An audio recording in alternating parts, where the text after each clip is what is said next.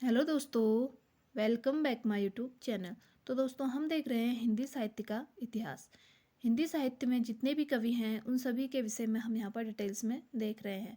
इनका जीवन परिचय, इनकी रचनाएं, इन सभी को देख रहे हैं। तो आज के जो प्रमुख कवि हैं वह हैं हरिशंकर परसाई और शैलेश मटियानी। इन दोनों का जीवन परिचय और इनके जितने भी रचनाएं हैं, संस्मरण, उपन्यास और निबंध, जितने भी इनकी रचनाएं हैं, इन सभी को हम इस वीडियो में डिटेल्स में जानेंगे।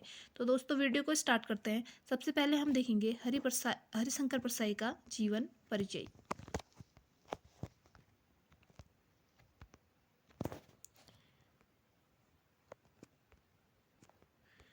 हरिशंकर परसाई का जन्म 1922 में होता है और 1995 में इनकी मृत्यु होती है। इनका जन्म 1922 में जमानी गांव होशंगाबाद एमपी में होता है। इनको व्यंग्यात्मक रचनाओं का पितामह कहा जाता है।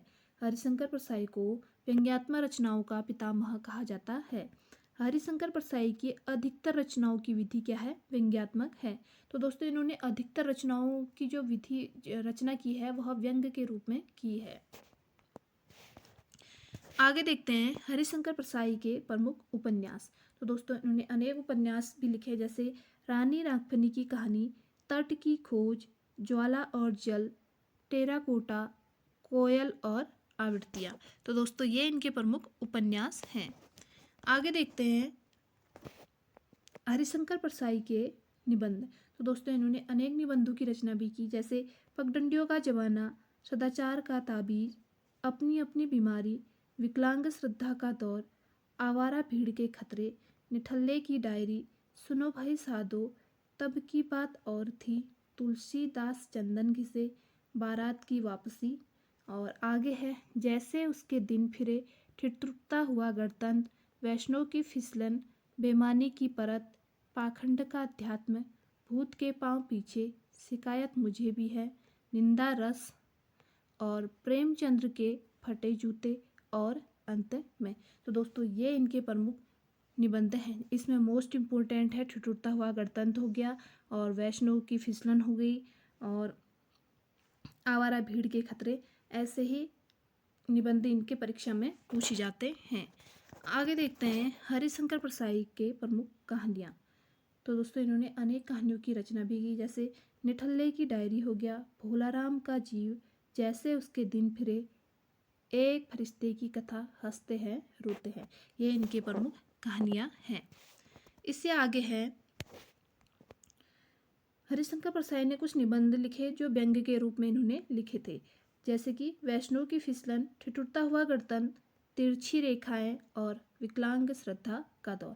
इन्होंने ये निबंध व्यंग्य के रूप में लिखे हैं। तो दोस्तों हमने यहाँ पे हरिशंकर परसाई का जीवन परिचय और इनकी रचनाओं और निबंधों के विषय में डिटेल्स में देखा। अगले कवि हैं हमारे शैलेश मटियानी। दूसरे कवि हैं शैलेश मटियानी। इनका जीवन परिचय और इनके लोकप्रिय कहानियाँ और इनकी रचनाओं के विषय में हम डिटेल्स में देखते हैं। तो दोस्तों आगे हैं हमारे शैलेश मटियानी। इनका जन्म,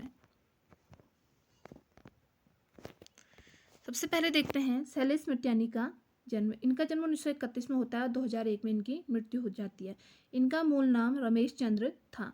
इनका जन्म 1931 में अल्मोड़ा में हुआ था। तो दोस्तों मोस्ट इम्पोर्टेंट है परीक्षा की दृष्टि से, कि कभी कभी पूछा जा सकता है कि 4 कवि दिए जाते हैं, जैसे कि हरिशंकर परसाई और शैलेश मटियानी, सूर्यकांत त्रिपाठी निराला और ऐसे कवि दिए रहेंगे, और इनमें से पूछा जाएगा कि कौन से कवि का जन्म अल्मोड़ा में हुआ था। तो शैलेश मटियानी इसमें आंसर होगा। ऐसे भी क्वेश्चन बन रहे हैं। इन्होंने विकल्प और जनपक्ष नामा पत्रिका का प्रकाशन किया था। तो दोस्तों विकल्प और जनपक्ष नामा पत्रिका का प्रकाशन किसने किया था? शैलेश मटियानी। अब देखेंगे शैलेश मटियानी के प्रमुख कहानी संग्रह। तो दोस्तों इन्होंने अनेक कहानी संग्रह भी लिखे, जैसे कि मेरी 33 कहानी, यह इनका प्रथम कहानी संग्रह है। 2 दुखों का एक सुख, भविष्य और मिट्टी, हारा हुआ, बर्फ की चट्टानें, जंगल में मंगल, हथियारे, नाच मुरे नाच, और आगे है महाभोज, पोस्टमैन, प्यास और पत्थर, अर्धांगिनी, जुलूस, और लास्ट में है सफ़र पर जाने से पहले। तो दोस्तों ये इनकी प्रमुख कहानी संग्रह है। इनमें से जैसे कि मेरी 33 कहानियाँ इम्पोर्टेंट हैं, 2 दुखों का एक सुख हो गया, और बर्फ़ की चट्टानें, और महाभोज। तो दोस्तों ये कहानी संग्रह मोस्ट इम्पोर्टेंट हैं। आगे देखेंगे शैलेश मटियानी के उपन्यास। तो दोस्तों जो इनके उपन्यास हैं वह भी बार बार पूछे गए, जैसे बोरीवली टू बोरीबंदर तक। तो दोस्तों ये कई बार परीक्षा में पूछा गया है। दूसरा है कबूतर खाना, चौथी मुट्ठी, एक मूठ सरसों, भागे हुए लोग, छोटे छोटे पक्षी, उगते सूरज की किरण, रामकली, और 52 नदियों का संगम, मुठभेड़, माया सरोवर, चंद औरतों का शहर, और आकाश कितना अनंत है। और इसके आगे जो उपन्यास हैं इनके, सर्पगंधा, पुनर्जन्म के बाद, अर्धकुंभ की यात्रा, 2 बूंद जल, बेला हुई अबेर, बर्फ गिर चुकने के बाद, कोई अजनबी नहीं, जल तरंग, हवालदार, किस्सा नर्मदाबेन गंगूबाई, मुख सरोवर के। ये इनके प्रमुख उपन्यास हैं। इनमें से कई उपन्यास परीक्षा में पूछे भी गए हैं। आगे हैं शैलेश मटियानी के निबंध।